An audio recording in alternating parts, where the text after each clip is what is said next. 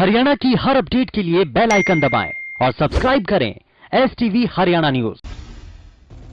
23 दिसंबर को हरियाणा सचिवालय में हरियाणा कैबिनेट की अहम बैठक होगी। बैठक से मनोहर लाल की अध्यक्षता में होगी, जिसमें कई अहम फैसलों पर मुहर लग सकती है।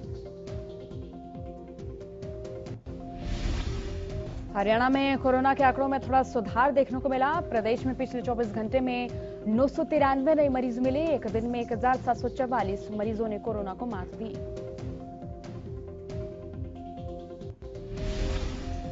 बीसवें दिन भी दिल्ली के बॉर्डर पर किसानों का प्रदर्शन जारी। अपनी मांगों को लेकर किसानों ने बीते 19 दिनों से सिंधु और टीकरी बॉर्डर पर डेरा डाला। किसानों के खतरे को देखते हुए प्रदेश सरकार भी किसानों को समझाने की कोशिश कर रही है। कोरोना के खतरे और गिरते पारे के बीच देश के अन्नदाता सरकार से नए कृषि कानूनों को वापस लिए जाने की मांग पर अड़े हुए हैं। कृषि कानूनों के खिलाफ टीकरी बॉर्डर पर लगातार विरोध कर रहे किसानों ने सोमवार को अनशन किया। बता दें, किसान स्टेज पर ही अनशन पर बैठे। वहीं पंजाब और हरियाणा की हर जत्थेबंदी से किसान अनशन पर बैठा। तीनों कृषि कानूनों के खिलाफ शाम 5 बजे तक किसानों ने अनशन किया। सोमवार को देश के अलग अलग हिस्सों में किसानों ने भूख हड़ताल की। हालांकि शाम होते होते किसानों ने अपना अनशन तोड़ दिया। उधर राजस्थान के शाजापुर में बड़ी संख्या में किसानों ने सीमा पर आंदोलन किया। दिल्ली में भी सिंघू, टीकरी, गाजीपुर सीमा पर किसानों ने धरना दिया। किसानों की ओर से सड़कों को जाम किया गया। उधर किसान आंदोलन के 20वें दिन खुदकुशी करने वाले किसानों के परिवारों की महिलाएं भी किसान आंदोलन में शामिल होने के लिए कूच कर रही हैं। करीब 2000 महिलाएं अपना समर्थन किसान आंदोलन को देंगी। सोमवार को कृषि कानूनों के खिलाफ किसान 19वें दिन भी सड़कों पर डटे रही। सिकड़ी में लघु सचिवालय में भाकियों के नेता सरकार पर जमकर बरसे। कहा कि किसान दिल्ली में बैठा और सरकार अपनी बात बार बार किसानों तक पहुंचाने की कोशिश नहीं कर रही और सरकार उनकी आवाज नहीं सुन रही। इसको सरकार की हठधर्मिता ही माना जाए। उन्होंने कहा, यह आंदोलन अब जन जन का आंदोलन बन चुका है। सभी राजनीतिक दल इनके विरोध में एकजुट हो चुके हैं, तो सरकार को यह फैसला वापस लेना होगा। किसान नेता जसवीर मामू माजरा ने कहा कि अब लड़ाई आर पार की होगी। सरकार को ये काले कानून वापस लेने ही होंगे।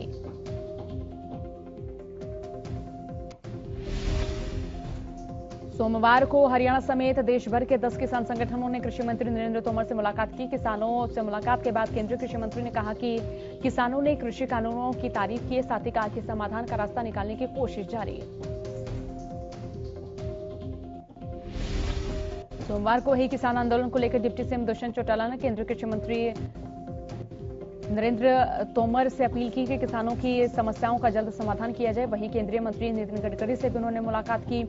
इस दौरान किसानों के मुद्दों पर भी चर्चा की गई। दुष्यंत चौटाला ने किसानों की समस्याओं का जल्द हल होने का विश्वास जताया। इस दौरान प्रदेश में जारी विकास परियोजनाओं पर भी चर्चा हुई। हरियाणा के डिप्टी सीएम दुष्यंत चौटाला ने कृषि आंदोलन को लेकर बयान दिया। दुष्यंत चौटाला ने कहा, समाधान चर्चा से निकलेगा, अड़ने से नहीं। केंद्रीय मंत्री लगातार इस पर चर्चा कर रहे हैं। हमें उम्मीद है जल्द ही किसानों के आंदोलन पर निर्णय आएगा। साथ ही दुष्यंत ने कहा, जो छोटे मामलों पर बातें अटकी हुई हैं उस पर भी केंद्र झुकने को तैयार है, मगर किसान संगठन के लोग किसानी का फायदा उठाते हुए अपनी ओर से जरूर एक कदम वापस ले। जो गतिरोध बन गया है उससे किसानी का नुकसान ना करें, किसानों को फायदा करें।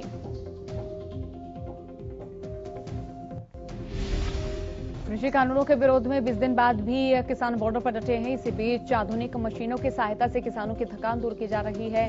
बहादुरगढ़ में किसानों की थकान और दर्द मिटाने का पूरा इंतजाम किया गया है। पैर दबाने वाली मशीन से पैदल चलने वाले किसानों को थकान से राहत मिली। इसके साथ ही घुटने, पैर और कमर दर्द को दूर करने के लिए बुजुर्गों की प्रोफेशनल फिजियोथेरेपिस्ट मसाज कर रहे हैं। बहादुरगढ़ बाईपास पर खालसा एड ने मसाज कैंप लगाया, जो रोजाना करीब 500 किसानों को दर्द से राहत दे रहे हैं।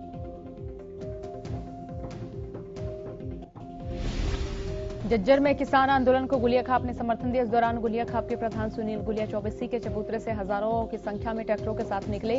इस दौरान कहा कि जागो किसान, समर्थन करो आंदोलन की उपायुक्त के माध्यम से ज्ञापन देकर शुरुआत हो गई है। उनके बाद ये कार्रवाई लगातार बढ़ता रहेगा।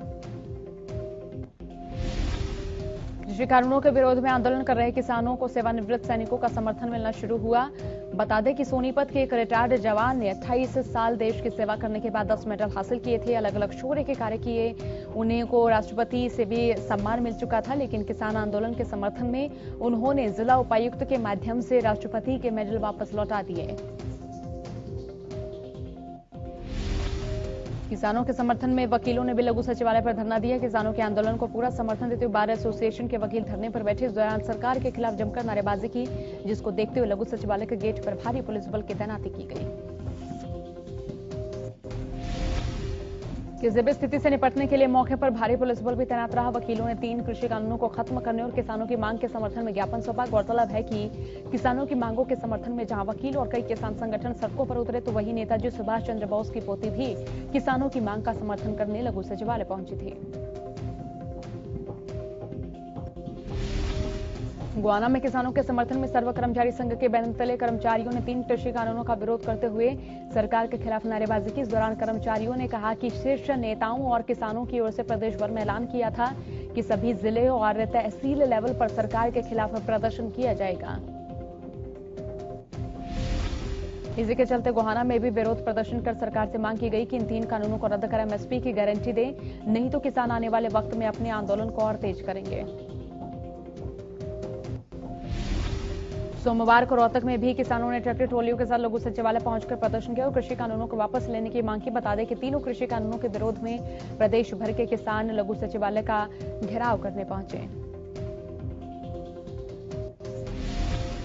कृषि कानूनों के विरोध में सर्व कर्मचारी संघ के सदस्यों ने बरनाला रोड स्थित पार्क में प्रदर्शन किया। प्रदर्शनकारियों ने सरकार के खिलाफ नारेबाजी की। यहां से प्रदर्शनकारी नारेबाजी करते हुए लघु सचिवालय पहुंचे, जहां कृषि कानूनों के विरोध में प्रदर्शन कर रहे किसानों को समर्थन दिया गया। प्रदर्शनकारियों ने सरकारी विभागों में निजीकरण, मजदूर वर्ग के शोषण को लेकर भी विरोध जताया। सीटू के जिला सचिव विजय ढूंकड़ा ने कहा कि कर्मचारियों और मजदूर एकजुट होकर प्रदर्शन कर रहे हैं। 44 श्रम कानूनों में किए गए बदलाव और कृषि कानूनों को वापस लेने की उनकी मांगे प्रमुख रही हैं।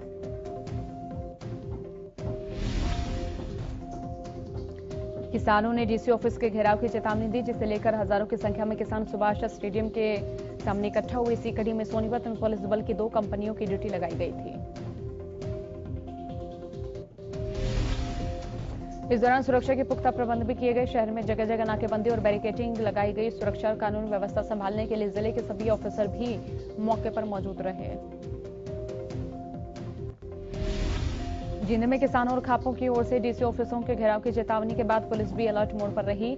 हर जगह सुरक्षा के पुख्ता प्रबंध किए गए। इस दौरान शहर में जगह जगह नाकेबंदी और बैरिकेडिंग भी की गई। पुलिस बल के 1000 से ज्यादा जवानों की ड्यूटी भी लगाई गई। इस दौरान सुरक्षा और कानून व्यवस्था संभालने के लिए जिले के सभी गैजेटेड ऑफिसर भी ड्यूटी पर रहे।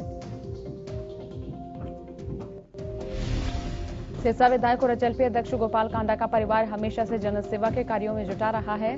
सोमवार को रंगड़ी खेड़ा गांव में एचएलपी के वरिष्ठ उपाध्यक्ष और श्री बाबा तारा कुटिया के मुख्य सेवक गोविंद कांडा ने वृद्धाश्रम का उद्घाटन किया। साथ ही 2 आंगनबाड़ी केंद्रों के शेड का भी उद्घाटन किया। वहीं वृद्धाश्रम और आंगनबाड़ी केंद्र पहुंचने पर गोविंद कांडा का ग्राम पंचायत की ओर से स्वागत किया गया। इस अवसर पर उन्होंने कहा कि इस शेड और इंटरलॉक फर्श का निर्माण विधायक गोपाल कांडा ने निजी कोशिश से करवाया। वहीं इस मौके पर गोविंद कांडा ने जन समस्याएं सुनी और समस्याओं का निवारण किया।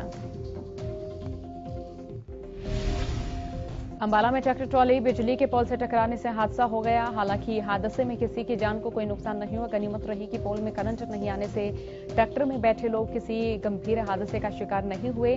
जानकारी दे दें कि अंबाला के कैंट क्रॉस रोड के नजदीक यह हादसा हुआ। जज्जर के एम्स अस्पताल में स्वास्थ्य सेवाएं राम भरोसे हैं। या नर्सिंग स्टाफ ने केंद्र सरकार की ओर से 2016 से लंबित मांगों को लेकर हड़ताल की। साथ ही यहां एडमिट कोरोना के पेशेंट भी इलाज को लेकर सहमे हुए हैं।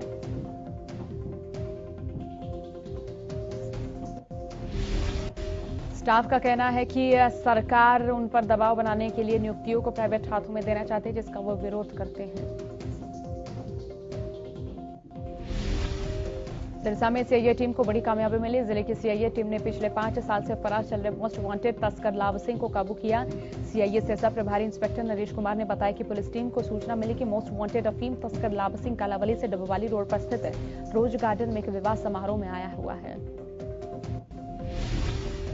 जिसके बाद पुलिस टीम ने तुरंत कार्रवाई करते हुए दबिश देकर आरोपी लाभ सिंह कालावली की पार्किंग से गिरफ्तारी की। उन्होंने बताया कि लाभ सिंह के खिलाफ 5 मई 2015 को नारकोटिक सेल चंडीगढ़ से 36 किलो 150 ग्राम अफीम मामले में केस दर्ज किया गया और तब से फरार चल रहा था।